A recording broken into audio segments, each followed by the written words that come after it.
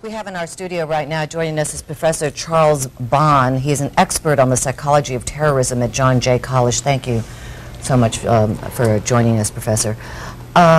What is going on in the minds of these people who have done what they did today?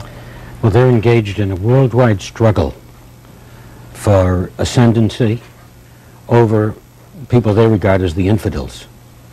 And so this is why they targeted something, you think, like the World Trade Center, the symbol. Oh, the World Trade Center is a symbol of American dominance over the world economy and technology.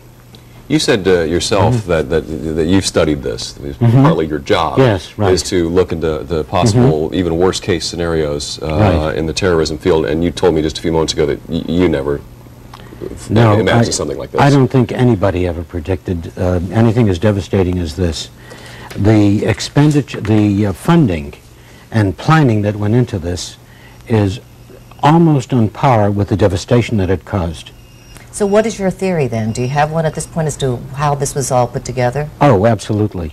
You have to ask, for example, how they trained suicide bombers who would be pilots. Exactly, because that's one of the questions we've covered earlier today. Clearly, the pilots, we can assume, would not have flown their planes into an office tower. No, but the pilots obviously knew what they were doing. The hijackers knew what they were doing. Exactly, exactly. You have to. I mean, the likeliest scenario was something along these lines: that they took over the planes while they were still on the ground, because they also have had to fill them with explosives. Because the sequence was that you have the crash into the target, and then a few minutes later, a massive explosion. We saw the press conference a few moments ago from what I'm guessing is a Taliban official in Afghanistan, where it's believed strongly that Osama bin Laden is being harbored. If you were the lead investigator on this case, is that where you would begin your efforts? I don't believe so. I believe that this is the concerted group of terrorists who've been conducting terror operations over the last maybe 5 years.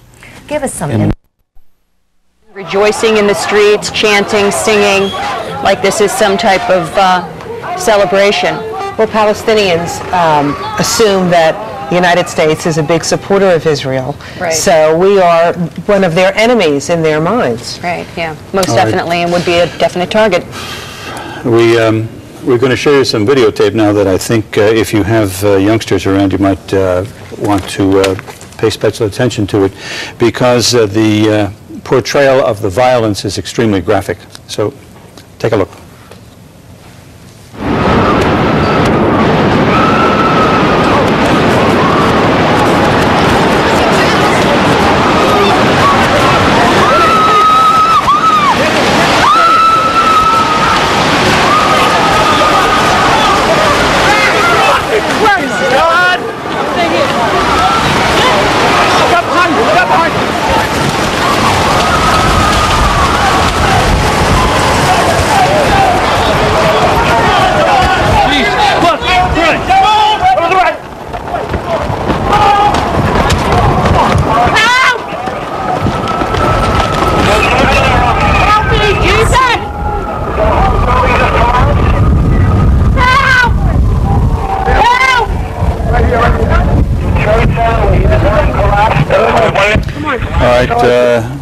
That's the point where the camera went down, and you got to remember our cameraman was right in the thick of it as well. He was indeed, and we should tell you that there were some portions of that that contained some violence that we thought we should not show on television. As you could tell, the smoke just like enveloped that whole area. There was almost nowhere to run. The cameraman bravely stood there, taking pictures of the people running past him, and then of course panning up and seeing the smoke billowing.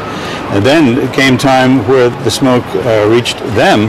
And see, here it comes now. Look at that. That's just unbelievable. It almost, you know, if you were watching this in a movie theater, you would think this was totally unreal. This is some horror film or some disaster film that, unfortunately for us, is not a film. It's the real thing. But this is the point, I think, where it gets really scary, because then the smoke just starts to totally envelop them. And then they're running in the darkness there. Yeah. shortly here. They have no idea where they're running. They could be running into cars, into buildings, into one another. They can't see where they're going. And of course, again, some of them couldn't outrun it. Well, apparently the smoke was coming at them from several directions. You saw it billowing around the corner and then came out from the next block, sort of behind the cameraman's position. And you know, Jim, you talked about children earlier. I mean, really, how do you explain this to your kids? This is part 2. This is the aftermath. it looks like a war zone. It looks like a war zone. And it's got to be difficult for these people to breathe. The policeman is on the floor. Stay where you are, man. Stay where you are. Chopper 5 on 3. Stay where you are. Chopper 5. Oh my God. You can get through to the truck. Into the station.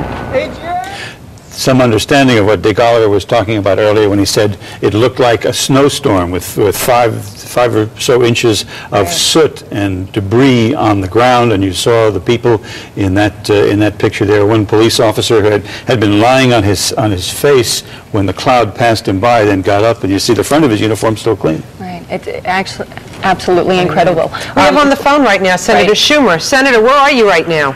I am in Washington. Just praying for everybody's life right now.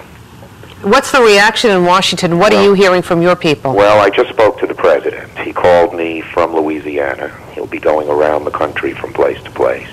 And he wanted me to convey to the people of our city and our state that he is committed to first doing everything we can to just help New York as we go through these awful and difficult times.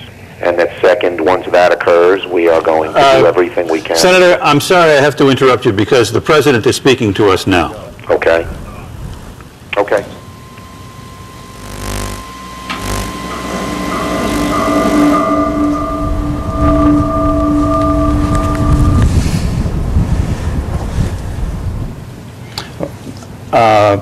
Apparently that was a little bit of a tape problem they had there. Presumably the president is at Louisiana at the Air Force Base where we heard he was going to earlier. I'm sorry about that, Senator. Officers who were inside.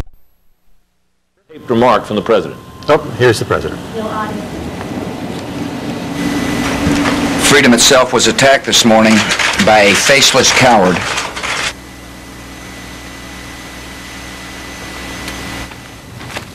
We see what's happening here. This is a video. That's a problem with the videotape, obviously. The president got as far as to say freedom itself was attacked by a faceless coward, and the problems with the tape made itself felt. Now, that is not a problem with the president. There's nothing wrong with where he is. That's simply a technical problem with the tape that is being fed in to our facility here in New York. So we're going to give it one more try now. Let's see if it works. By a faceless coward, and freedom will be defended. I want to reassure the American people that the full resources of the federal government are working to assist local authorities to save lives and to help the victims of these attacks. Make no mistake, the United States will hunt down and punish those responsible for these cowardly acts. I've been in regular contact with the Vice President, Secretary of Defense, the National Security Team, and my cabinet.